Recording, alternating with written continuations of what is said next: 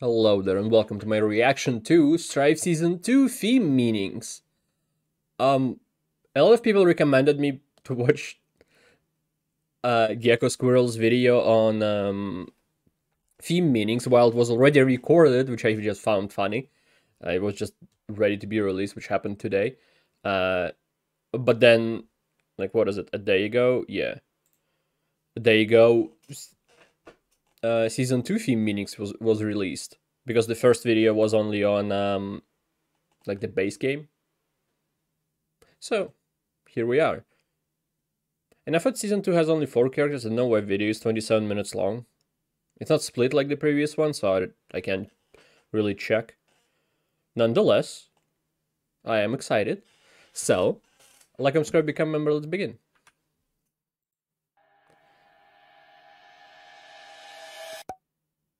Hello again. Over a year ago, I made a video about the themes in Guilty Gear Strive, and it did pretty well, you know. It did okay. It did pretty decently, I'm not gonna lie. So with the success of that video, I decided it would be a good He has idea animation if for I this waited character until now. all of the Season 2 characters were released, and then I could Progression go in a through year. all of those characters' themes as well.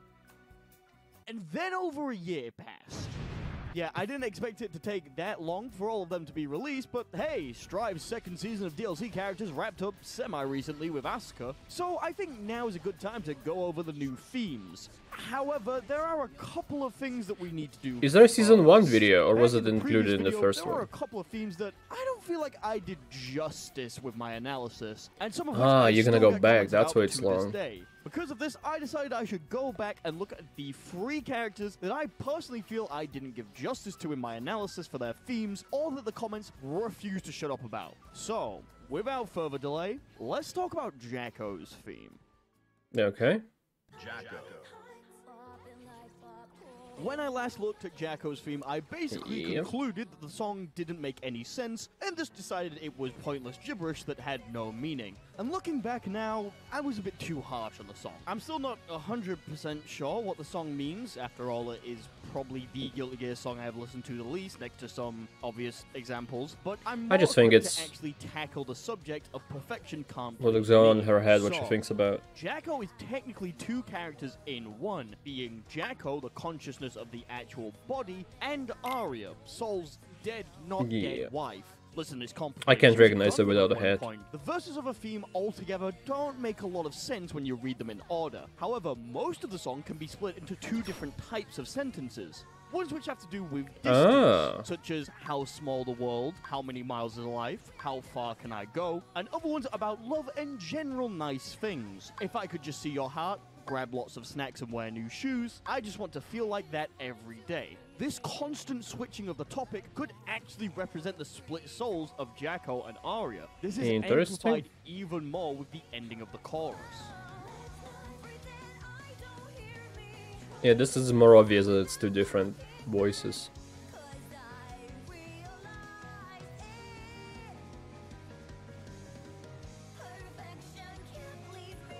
This could be Arya talking to Jacko in her mind. I know you can hear me, but it's okay to move on. This life isn't perfect, but perfection can't please me. The song also ends with,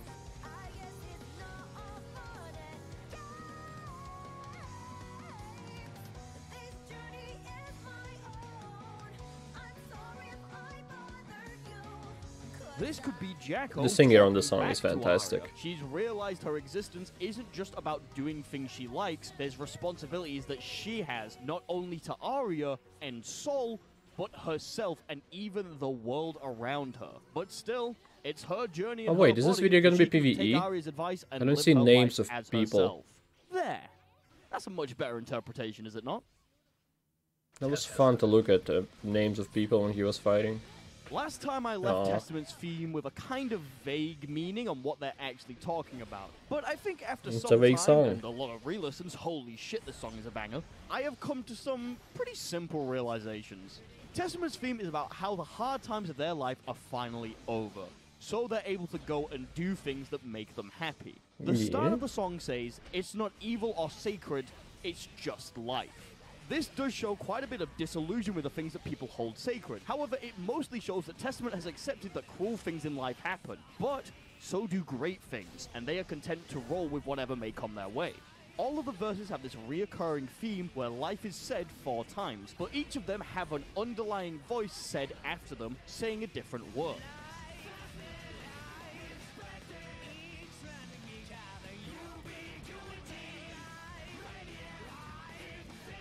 All of these represent the ways that Testament sees life. A bad and good.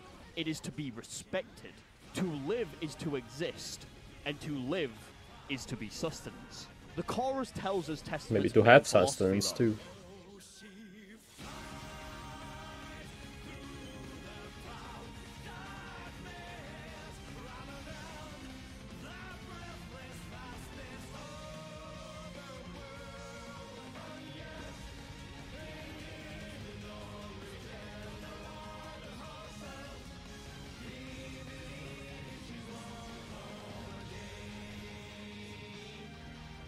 They simply wish to go around and see as much as they can. Through the darkness and the light, they will explore and learn as much as they can in order to experience life to the fullest. Life is full of all things.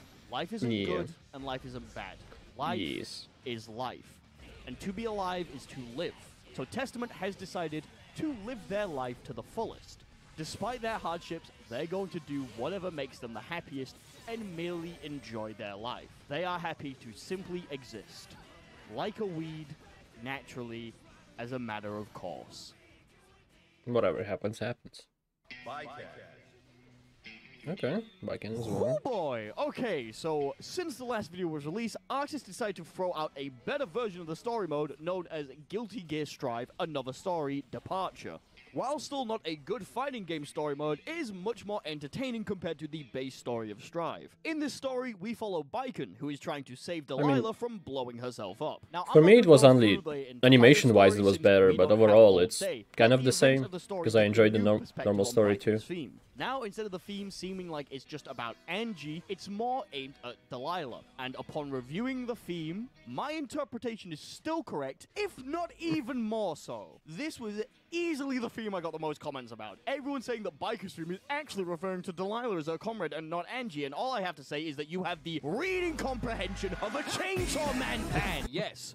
Bycan gives up her revenge after the events of the story and goes with Delilah. However, there's a couple of points that the story brings up that people commenting she's singing about Delilah are missing. First off, let's talk about the idea of the mirror of the world. It's the name of the song, and it's said right at the end of the song after Bycan's internal struggle is finished. Back in my original analysis, I concluded if it's about a comrade, I don't think it's going to be about someone that young. As she would reflect the kindness that she has received and appearing that recently in her life. However, another story gives us a different interpretation for this. Early on, we see the events that caused Bycan and Delilah to be in this situation. And in this scene, Angie gives us an insight on how he's keeping a roof over his head.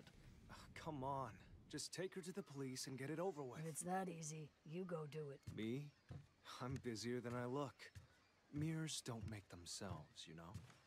Mirrors now, too? Umbrellas aren't paying the rent. Angie's making mirror of the world. You better be right about that, man. I'm not ready for you to cut me down.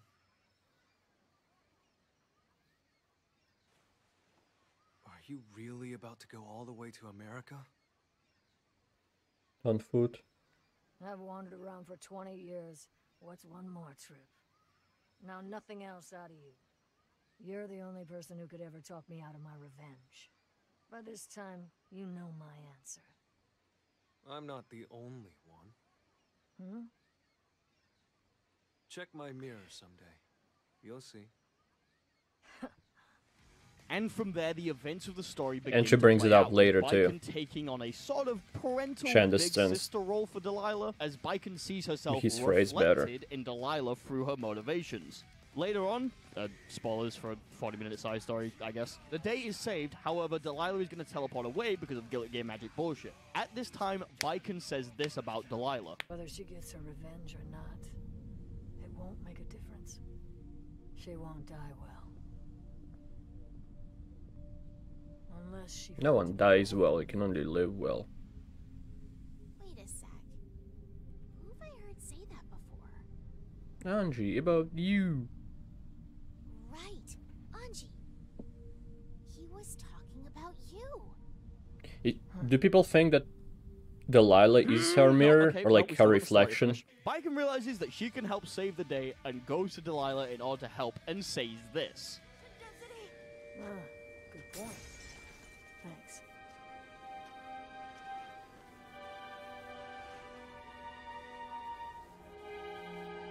So you're the one.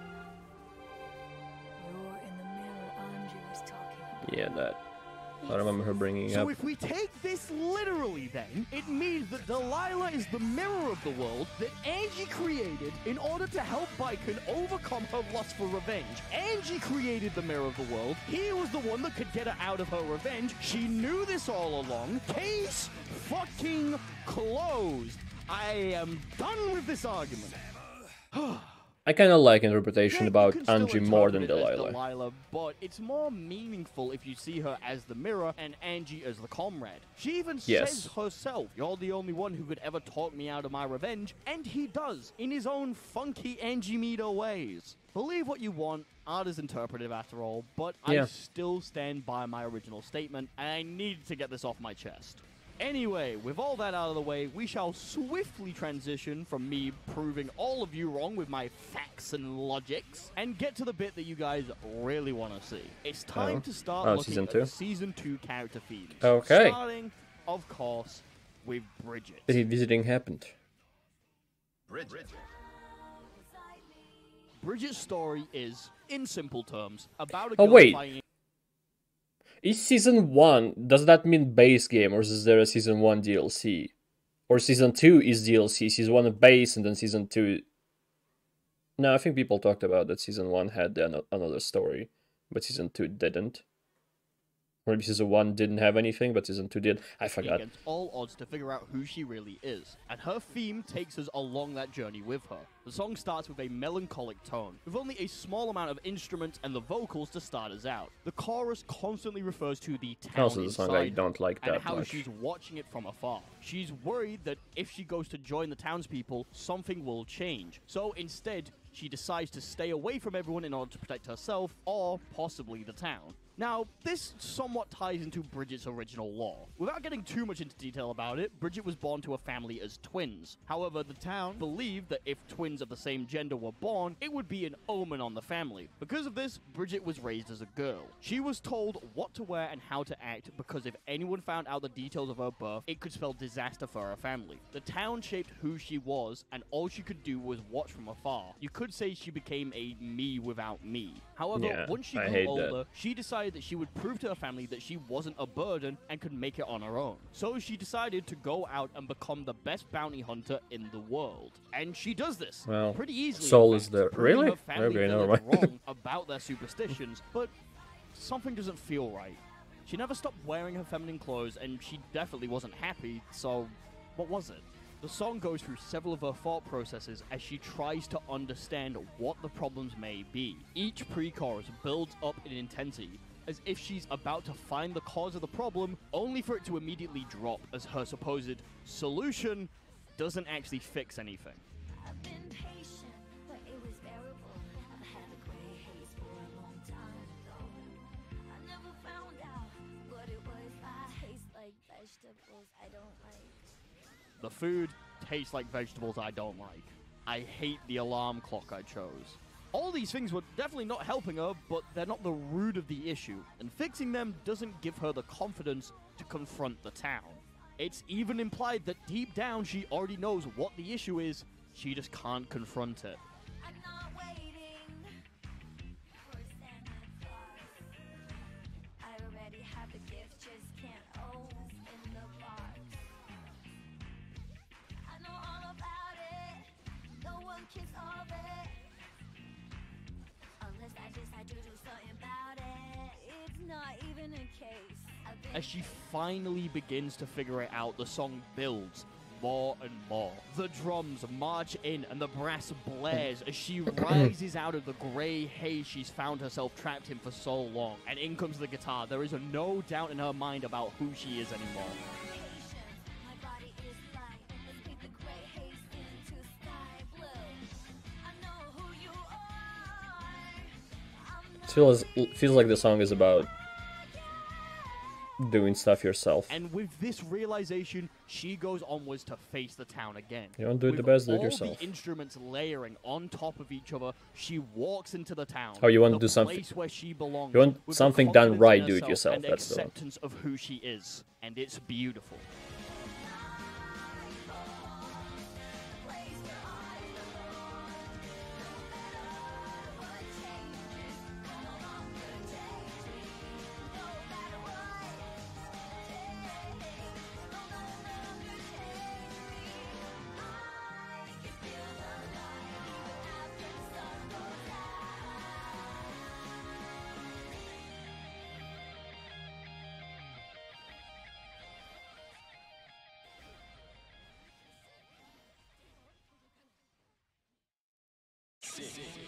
Nah.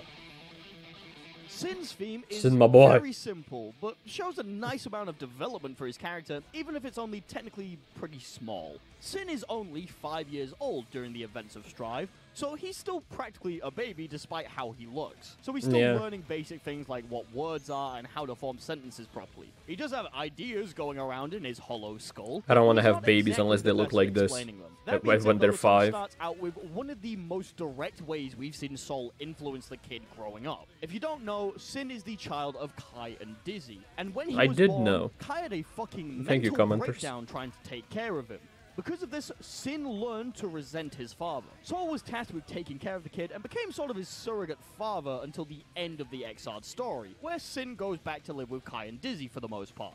In the first verse, Sin says this.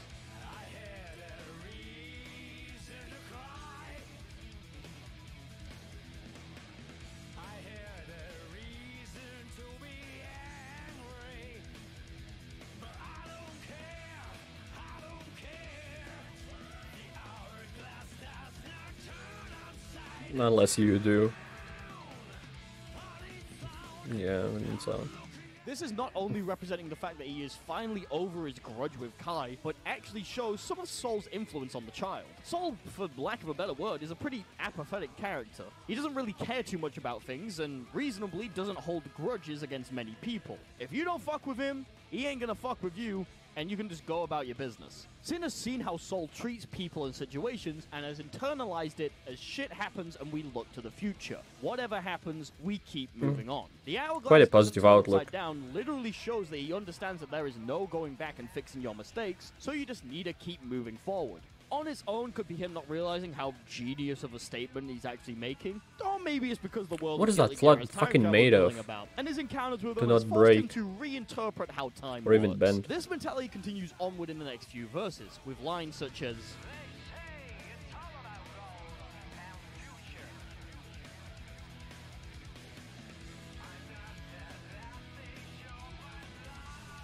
Sin knows he's still young and has a lot to figure out. So even though people are pushing him into doing specific He's things probably and extremely figuring out young what he in wants Gear to terms, achieve, right? He doesn't really know what he wants to do. I'm assuming Gear lives younger. Vibe, Gears. You know? The Even song half simply Gears. reflects his optimistic view of the world. Bad things will happen, but it's better to just move on and keep going. He doesn't know much, but that much he does know. Yeah, I like Sin. Bedman.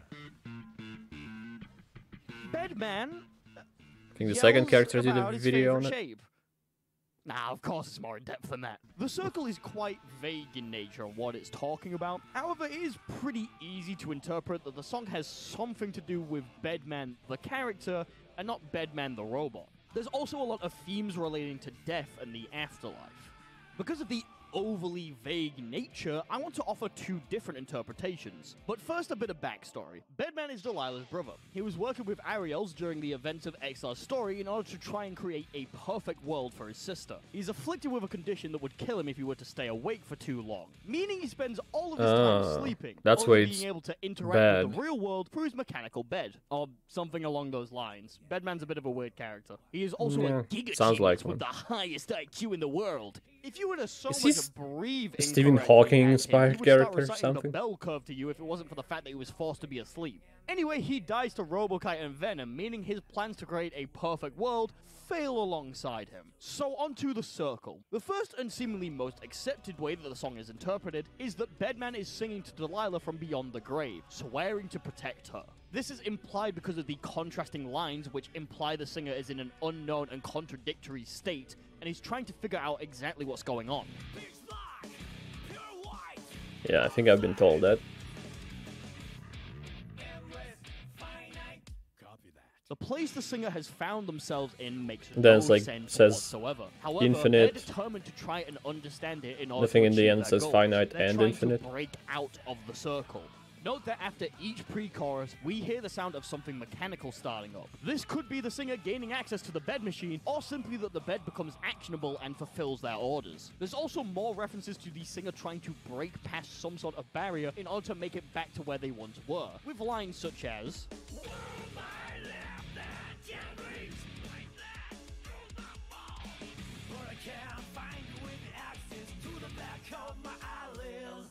The song has a reoccurring line at the end of each of its choruses implying that they're close to breaking out. I'm here, on the border of the circle. However, the final chorus circle like a changes by simply Life or ending with the Nirvana or line, whatever, something "I'm like that here, people said. I'm here. Implying that the singer finally broke past the circle. So with all of this together, the song tells of Bedman's desperate attempt to find a way past death to save his sister. He does this by somehow transferring his soul or consciousness to the machine bed that he piloted, and now through that protects Delilah at every opportunity. He finally broke out of the circle. I wonder if he had a disease when he was alive that rid him to his bed, right? He needed to sleep, he couldn't stay awake for too long. That was his circle of life. He had to sleep more than he was awake. And then after he died, after he possessed the bed, he broke out of that circle by not being able to go to sleep anymore because he's now in the machine bed. Unless he does go to sleep, but I'm assuming the disease is gone. So even if he does go to sleep, it's probably much less, maybe human hours, maybe less than human hours of sleep needed, if any. Maybe that's also his circle. Maybe, I don't know. At least that's the optimistic viewpoint. Oh. You see, for every positive interpretation of these lyrics, there is a darker, more depressing interpretation, which altogether paints a much more dreary picture. In several choruses, we can hear the singer talking to God, asking if they can see a radiant light, hear a beautiful chant, feel a tender warmth. All of these things are generally tied to the idea of heaven, from a Western perspective at least. However, there is a moment where something talks back.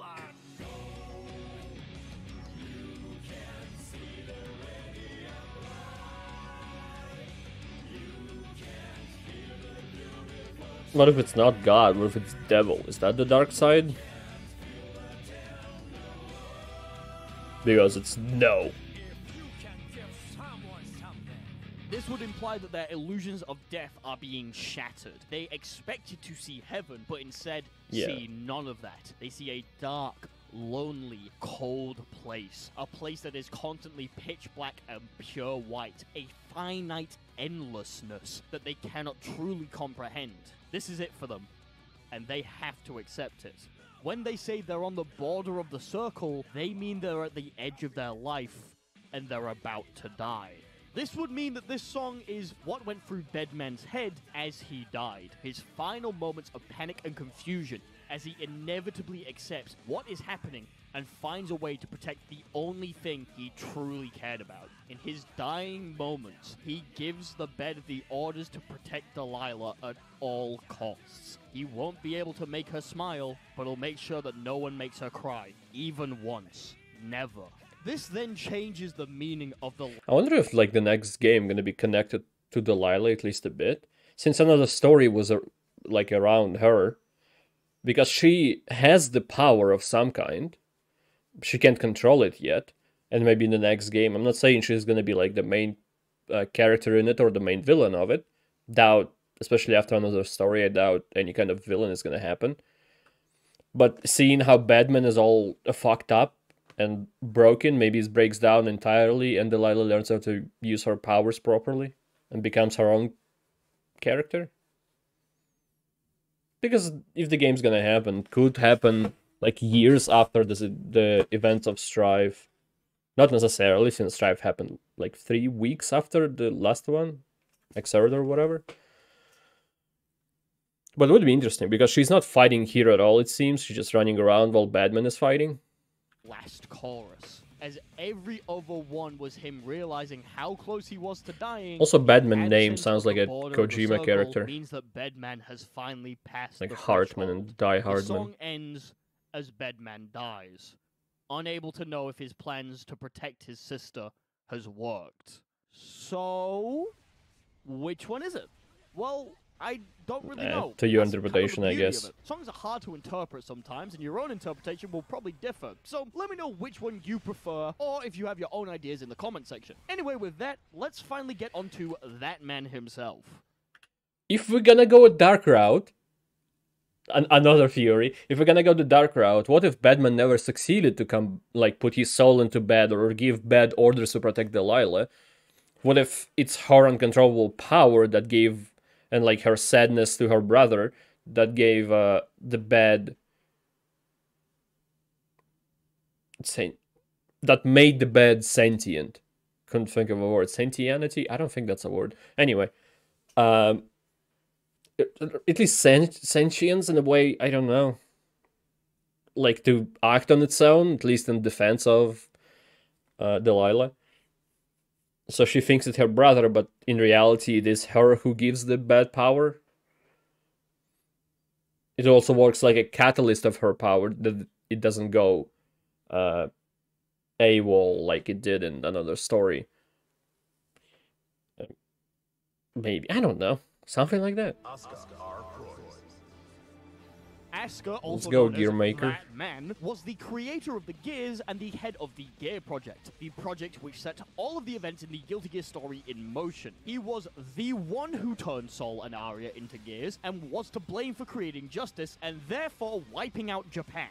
You could say that he is the main villain of the yeah. entire franchise. So it is absolutely insane Kind that of. this is his first playable appearance, but, you know, better late than never, I guess. The Gravity starts with It's a good build-up. holy sounding intro, with bellowing vocals throughout the entire song, representing the holier-than-thou mission he is on to improve To make a and podcast on the save moon. humanity. However, by the ends of the events of Strive, he has begun to question his actions and his goals. He has seen the devastation he has caused for humanity, and is slowly beginning to regret his actions. Wait, what did he say? However, by the ends of the events of Strive, he has begun to question his actions and his goals. He has seen the devastation he has caused for humanity. I don't... Did he? By the ends of the events of Strive?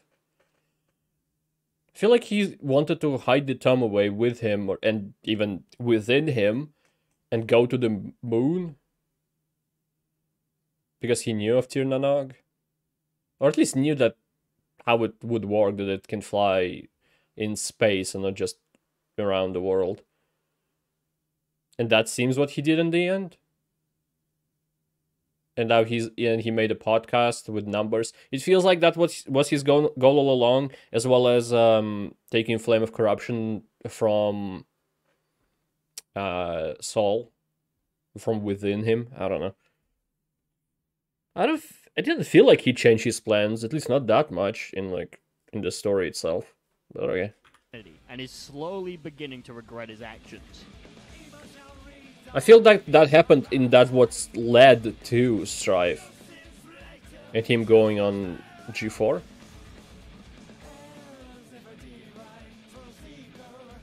He is questioning how the things he has done may not have actually helped people, and has led more people to their deaths. The line, "as if a divine truth seeker," is repeated several times as well, most likely referring to himself. Has a Asuka weird is meter. obsessed with finding the truth and fixing the problems humanity faces. And after being a master of magic for so long, he is likely to see himself as a divine being.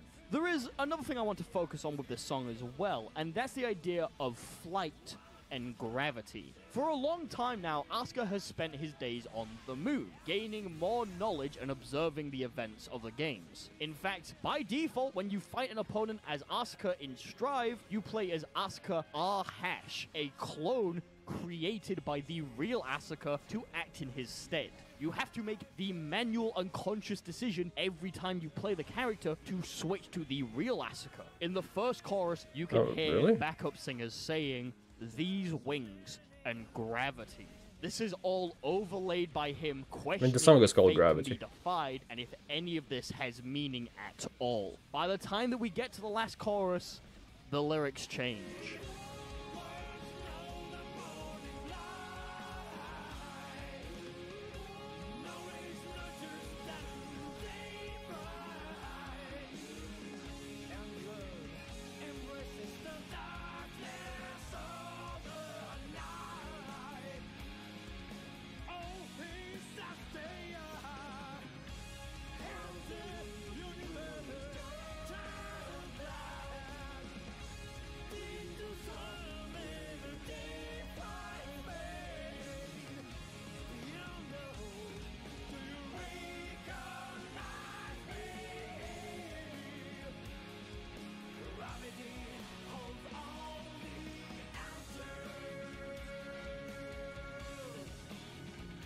His fighting model looks different than he's in the story, by the way. Has additional cape, I think. That it's time to remove himself from solitude Big fucking and face hands. the world that he has wronged.